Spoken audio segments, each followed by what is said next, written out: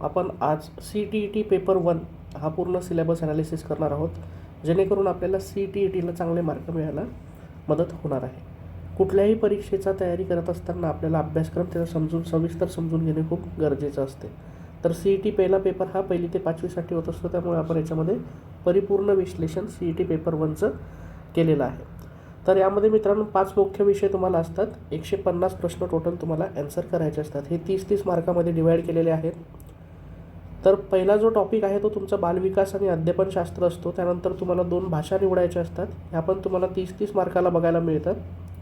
त्यानंतर गणित विषय असतो, तो पण 30 मार्काला असतो आणि परिसर अभ्यास 30 मार्काला.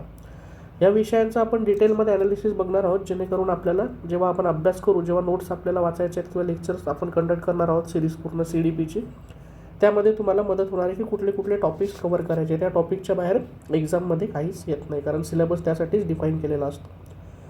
तर पहिला पार्ट आहे बालविकास, चाइल्ड डेव्हलपमेंटचा. प्राथमिक शाळेतील मुलेला 15 प्रश्न असतात आणि हा पार्ट 1 आहे आपल्या अभ्यासक्रमाचा. विकासाचे मूलभूत तत्त्वे यामध्ये आपल्याला अभ्यासायचे आहेत. त्यामध्ये विकासाची संकल्पना, त्याचा शिक्षणाशी असलेला संबंध, त्यानंतर बालविकासाची तत्त्वे आपल्याला वेगवेगळे अभ्यासायची असतात. त्यानंतर अनुवंशिकता आणि पर्यावरणाचा प्रभाव, सामाजिकीकरण प्रक्रिया काय असते, सामाजिक जग काय आहे आणि मुलांवरती याचा काय परिणाम होतो, मुले, शिक्षक, पालक या सगळ्यांमधल्या आपल्याला समन्वयाचा फरक यामध्ये समजून घ्यायचा असतो. विचारवंतांवरती भरपूर प्रश्न विचारले जातात. यावरती पण स्पेशल व्हिडिओ आपण या सिरीजमध्ये करणार आहोत CTETच्या. आणि शिक्षण पद्धती, अशा पद्धतीने या पूर्ण सिलेबस आपल्याला कव्हर करायचा आहे चाइल्ड डेव्हलपमेंटचा. आता महत्त्वाचे विचारवंत कुठले कुठले विचारले जातात, तर पियाजे आहेत, कोलबर्ग आहेत, वायगोट्स्की आहेत. यांची रचना, यांनी मांडलेले त्यांचे विचार आणि त्याचे टीकात्मक दृष्टिकोन आपल्याला अभ्यासणं गरजेचं आहे. हे मोस्टली आपण आपल्या DEDच्या सिलेबसमध्ये केलेलंच असतं, पण आपण CTETच्या अभ्यासक्रमातून CTETच्या एक्झामच्या उद्देशाने या सगळ्या गोष्टी अभ्यासणार आहोत. त्यानंतर बालकेंद्रित आणि प्रगतशील शिक्षणाच्या संकल्पना काय आहे एक्झॅक्टली, याच्यावरती पण प्रश्न विचारले जातात. तर असे हे सब टॉपिक्स आहेत पार्ट 1चे चाइल्ड डेव्हलपमेंट बालविकासचे. यावरती 15 प्रश्न विचारले जातात. एवढे टॉपिक जरी तुम्ही केले तरी तुमचे मार्क्स फिक्स होणार आहे ते 15 प्रश्नाचे. त्यानंतर बालविकासमध्ये 15 प्रश्नाचा भाग 2 आहे. त्यामध्ये बुद्धिमत्ता आणि विचार याचा आपल्याला अभ्यास करायचा आहे. याच्यामध्ये बुद्धिमत्तेच्या रचनेचा टीकात्मक दृष्टिकोन करणे गरजेचे आहे. म्हणजे बहुआयामी बुद्धिमत्ता काय आहे, भाषा आणि विचार हा एक सब टॉपिक आहे. विविधता आणि समाज, लिंगभेद ही एक सामाजिक रचना, लिंग भूमिका, लिंग पूर्वाग्रह, शैक्षणिक सराव या सगळ्या गोष्टींचे सब टॉपिक्स आपल्याला व्यवस्थित अभ्यास करून घेणं गरजेचे आहे. शिकाऊ विद्यार्थ्यांमधील वैयक्तिक फरक, भाषा, जात, लिंग, समुदाय, धर्म इत्यादींच्या विविधतेवर आधारित फरक समजून घेणे पण आपल्याला ह्याच पार्टमध्ये अपेक्षित आहे. आता मूल्यमापन हा पण एक महत्त्वाचा भाग आहे बालविकासाचा. CDP जो पार्ट आहे आपला, CDPचा पार्ट आपण पूर्ण सिरीज थ्रू कव्हर करणार आहोत आपल्या चॅनलवरती. त्याच्यामुळे तुम्ही चॅनलला सबस्क्राईब करून ठेवा, जेणेकरून तुम्हाला CTETचे रिलेटेड सगळे लेक्चर्स आणि अपडेट्स मिळत राहतील. शिक्षणासाठी मूल्यमापन आणि शिक्षणाचे मूल्यमापन यातील फरक ओळखणे गरजेचे आहे. याच्यावरती पण प्रश्न विचारला जातो. शालेय आधारित मूल्यमापन, सातत्यपूर्ण आणि सर्वंकष मूल्यमापन, दृष्टिकोन आणि सराव. आता हे इव्हॅल्युएशन खूप गरजेचं आहे. इव्हॅल्युएशनच्या पार्टवरती पण बरेच क्वेश्चन्स विचारले जातात. विद्यार्थ्यांच्या तयारीची पातळी तपासण्यासाठी मूल्यमापन, वर्गात शिकणे आणि गंभीर विचार वाढवण्यासाठी मूल्यमापन आणि विद्यार्थ्यांची प्रगती तपासण्यासाठी योग्य प्रश्न तयार करणे. तर अशा पद्धतीने मूल्यमापनावरती पण आपल्याला प्रश्न विचारले जातात. तर हे सब टॉपिक्स होते CDPच्या पार्टचे. त्यानंतर समावेशित शिक्षणाची संकल्पना आणि विशेष गरजा असलेल्या मुलांना समजून घेणे, यावरती 5 प्रश्न विचारले जातात मित्रांनो. यामध्ये आपल्याला काय अभ्यासायचं आहे, वंचित आणि दुर्लक्षित गटांसह विविध पार्श्वभूमीतील विद्यार्थ्यांच्या गरजा पूर्ण करणे. नंतर शिकण्यात अडचणी असलेल्या, दोष असलेल्या मुलांच्या गरजा पूर्ण करणे आणि प्रतिभावान, सर्जनशील, विशेष सक्षम विद्यार्थ्यांच्या गरजा पूर्ण. हे आपले एम्स अँड ऑब्जेक्टिव्ह आहे समावेशित शिक्षणाच्या संकल्पनेचे. त्यानंतर अध्ययन आणि अध्यापनशास्त्र, याच्यावरती तुम्हाला 10 प्रश्न विचारले जातात. याच्यामध्ये सब टॉपिक्स काय आहेत, की मुले कसे विचार करतात आणि कसे शिकतात, शालेय कामगिरीत यश मिळवण्यासाठी मुले कसे आणि काय अपयशी ठरतात, हा एक सब टॉपिक यामध्ये आपल्याला अभ्यासायचा आहे. मूल एक समस्या सोडवणारा आणि वैज्ञानिक अन्वेषक म्हणून आपल्याला बघायचं आहे. तर या टॉपिकचा पण आपल्याला अभ्यास याच्यामध्ये करायचा असतो. ज्ञान आणि भावना याच्यातील आपल्याला सहसंबंध अभ्यासायचा आहे. प्रेरणा आणि शिक्षण याच्यातलं अभ्यासायचं आहे.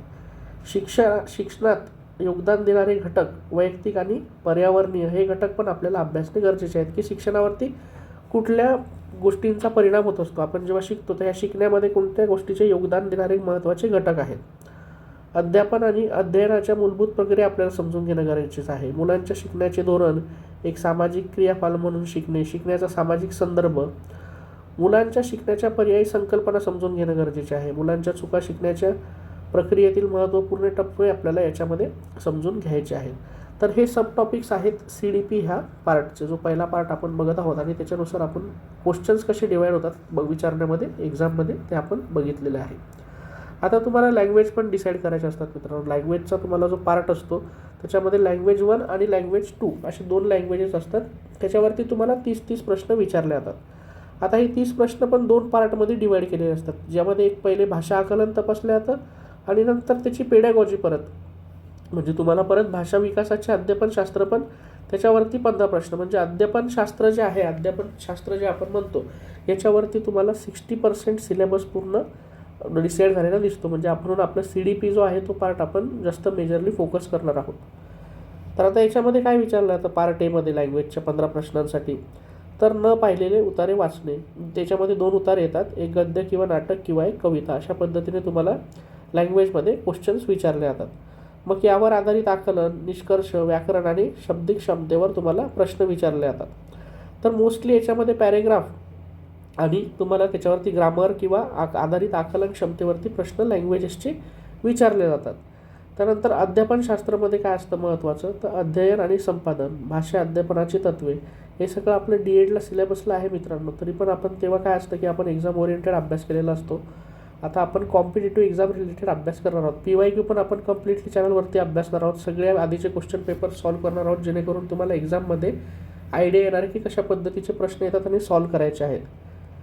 ऐकवण्याची आणि बोलण्याची भूमिका, भाषेची कार्य, मुले एक साधन म्हणून तिचा वापर कसे करतात, तर भाषा एक साधन म्हणून कसे वापर केले जाते, हे सगळं भाषेचं महत्त्व आपल्याला D.Edच्या काळामध्ये जे आपण अभ्यासलं होतं तेच आपल्याला CETमध्ये परत अभ्यासायचं आहे.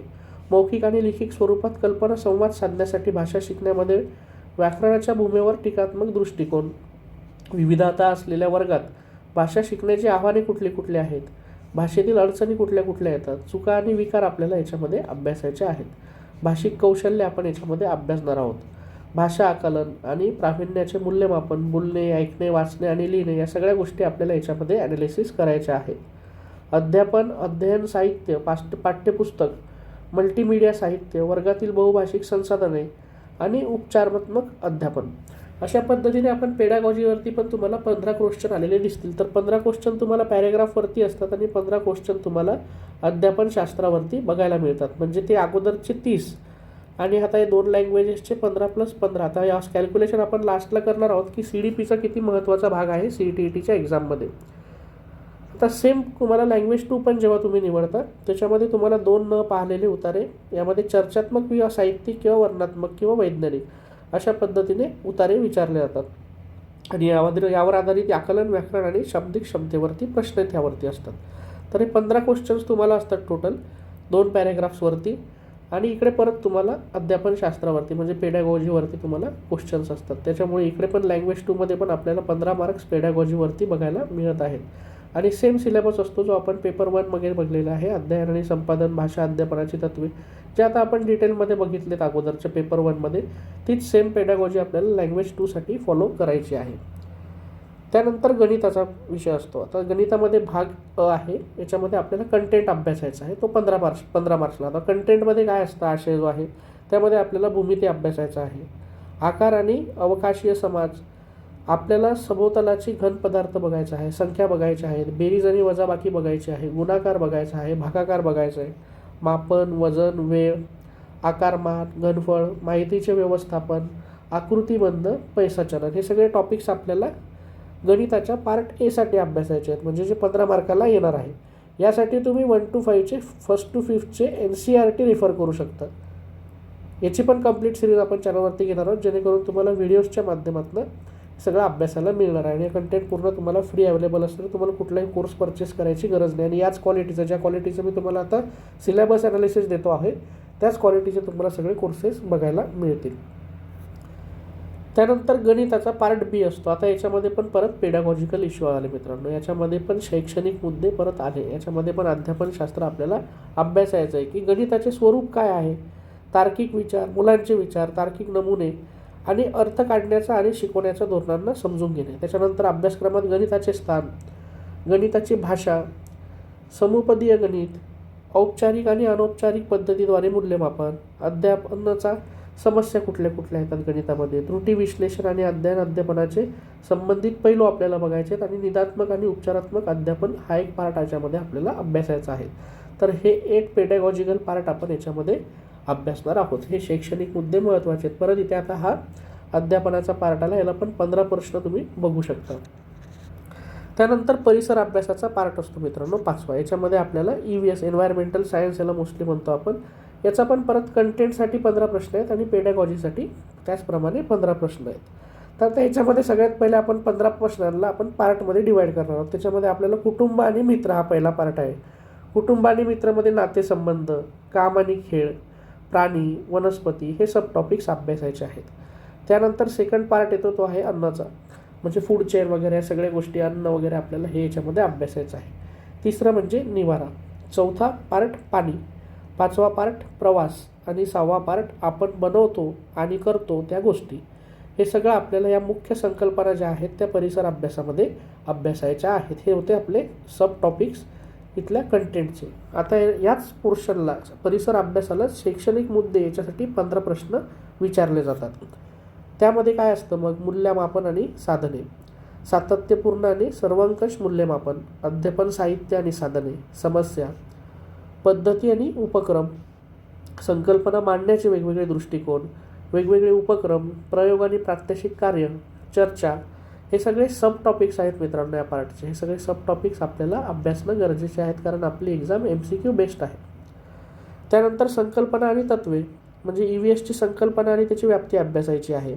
त्यानंतर EVSचे महत्त्व आपल्याला समजून घ्यायचे आहे. एकात्मिक EVS म्हणजे काय, EVS म्हणजे परिसर अभ्यास, परिसर अभ्यास आणि पर्यावरणीय शिक्षण आपल्याला अभ्यासायचे. शिक्षणाची तत्त्वे आपल्याला याच्यामध्ये अभ्यासायची आहेत. विज्ञान आणि सामाजिक विज्ञानाची व्याप्ती आणि संबंध आपल्याला समजून घेणे इथे अपेक्षित आहे.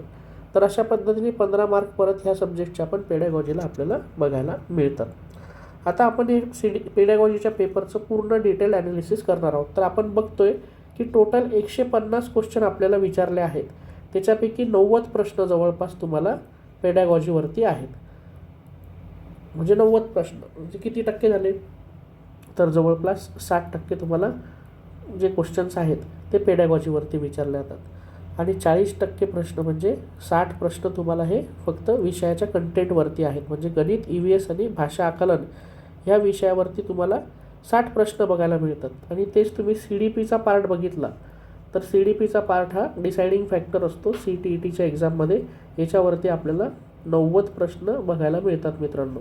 त्याच्यामुळे केवळ विषयाचे ज्ञान पुरेसे नाही तर कसे शिकवण्याचे अध्यापनशास्त्र जे आहे किंवा मुले कशी शिकतात, बालविकास यावर सर्वाधिक भर देणे गरजेचे आहे.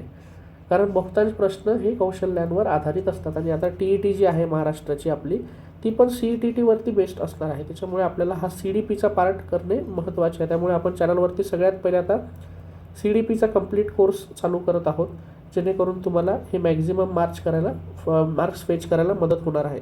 आणि बाकीचे विषय तुम्हाला NCERTमधनं अभ्यासायचे आहेत मित्रांनो. कारण NCERT बेस्ड सगळे क्वेश्चन्स असतात CTETमध्ये आणि तेच तुम्हाला TETला पण मदत करणार आहे. तर गणितसाठी तुम्ही 1 ते 5चे NCERT वापरा, त्यामध्येच EVS पण येतं आणि भाषा पण येतं. तर याच्यासाठी सगळे NCERT आणि याच्यासाठी पण मी एक विशेष व्हिडिओजची सिरीज बनवेल ज्यामध्ये आपण मॅरेथॉन सिरीज घेऊयात, ज्यामध्ये गणित, EVS, भाषा आकलन हे सगळे आपण याची पण पेडॅगॉजी कव्हर करणार आहोत. त्यामुळे तुमचा तो पण पार्ट कव्हर होऊन जातो. कंटेंटचा पार्ट पण आपण कव्हर करणार आहोत आणि पेडॅगॉजीचा पार्ट पण यामध्ये कव्हर करणार आहोत. थिंकर्स आहेत महत्त्वाचे, थिंकर्सवरती स्पेशल व्हिडिओज बनवणार आहोत. त्यामुळे चॅनलवरती नवीन असाल तर चॅनलला सबस्क्राईब करा आणि व्हिडिओ आवडला असल्यास व्हिडिओला लाईक करायला विसरू नका. धन्यवाद.